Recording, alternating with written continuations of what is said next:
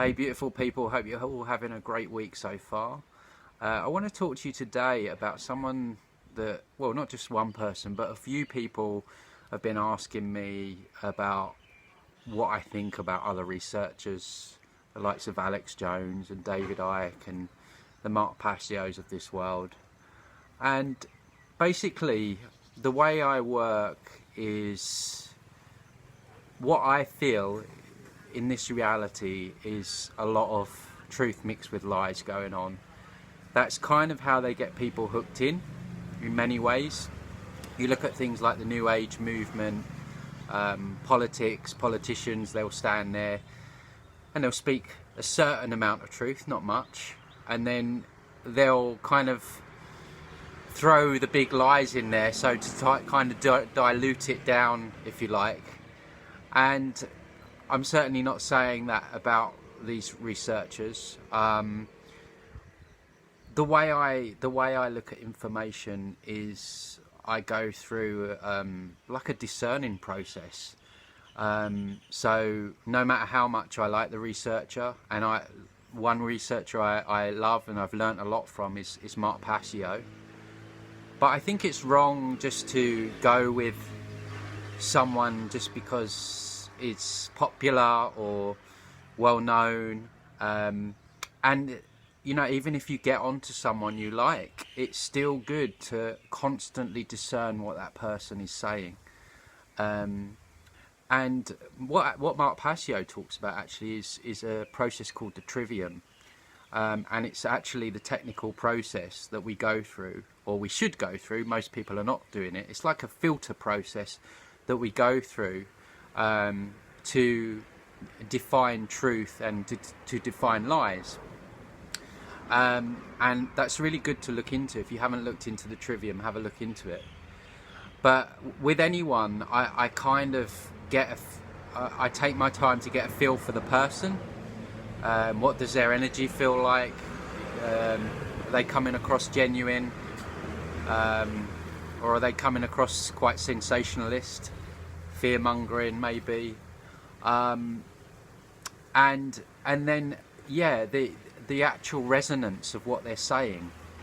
And it's the problem that we have, and it's not just in society, but in the truth movement as well, is that people want to define truth by how it makes them feel. Okay, so they want everything to feel good. Okay, and truth isn't like that. Truth does not care if you like it, if you feel good, if it makes you feel happy, if you makes you feel sad. Truth is just objective. It just is. It's unwavering. It's not going to change based on how you feel. So where a lot of people get unstuck is they will look at a piece of information, and you find this a lot when you talk about metaphysics. You know, entities, energies, demiurge, all that kind of stuff, interdimensionals. There's almost like a cognitive dissonance that comes up, like a wall, because it's unsettling for them to think that could be going on. So what happens is it gets disregarded, and you know, we kind of, I mean, that's the actual process that millions of people go through on a daily basis. That's why it's so difficult to get people to look at this stuff, because you know, you mention that the government are trying to kill us and there's poison in our food and water. Straight away the cognitive dissonance, oh, they wouldn't do that because they don't want to feel bad.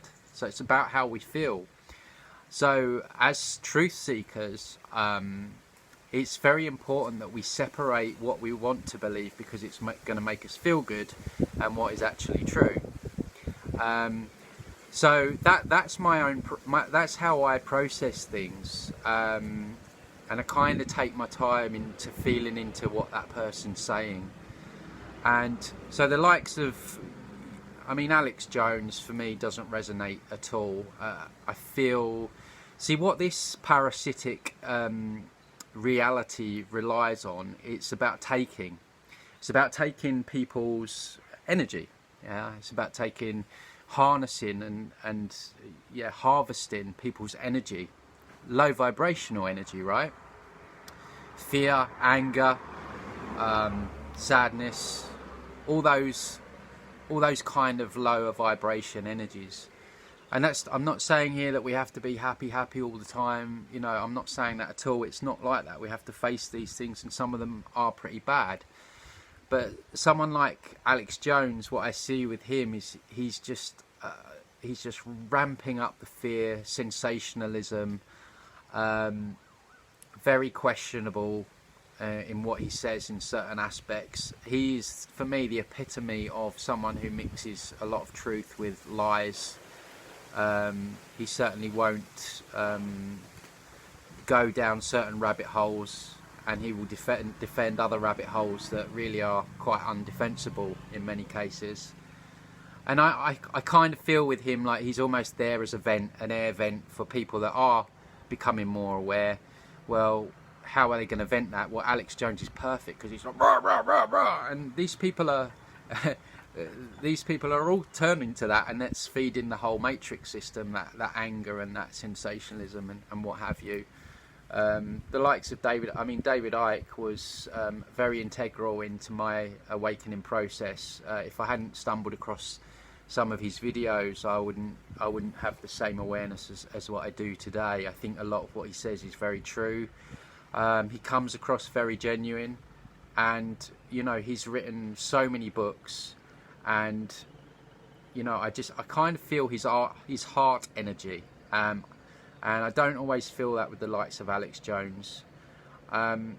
So what I say to people is that, you know, we have to be our own leaders anyway. We shouldn't put all our eggs in one basket in terms of one researcher or another.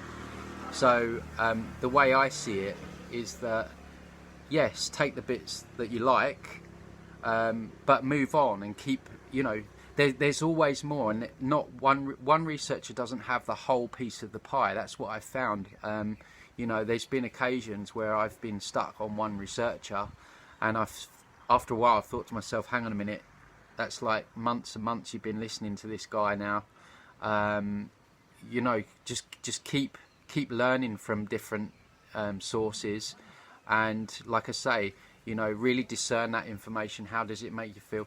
See, the way I see it is truth is an actual frequency, and it's something that we have to align with, and if we try and integrate that as much as possible into our own lives, we kind of get into the habit, and we become, you know, so truth is a resonance, so we come up to the line of truth, so it's much easier to connect with what people are saying as true or not. So there is a process, and like I say, I would encourage people to have a look at the Trivium. Very, very interesting. But yeah, we have to be our own leaders. We have to be our own researchers. You take pieces of the puzzle from whoever from whoever you're listening to. It doesn't mean that they've got the whole answer, but they may have an important piece. But just be very careful. Anyone really sensationalist and really out there spreading fear and anger, and I mean, there's certain negative aspects that we have to talk about, that's for sure, but there's ways in which we can talk about it without ranting and raving and putting the fear of God into people. So, you know, there's definitely a few wolves in sheep clothing out there. So yeah, I just wanted to say that. So as always, guys, if you like this video, click the like button and subscribe, and I'll do another video very soon. Okay, take it easy. Bye.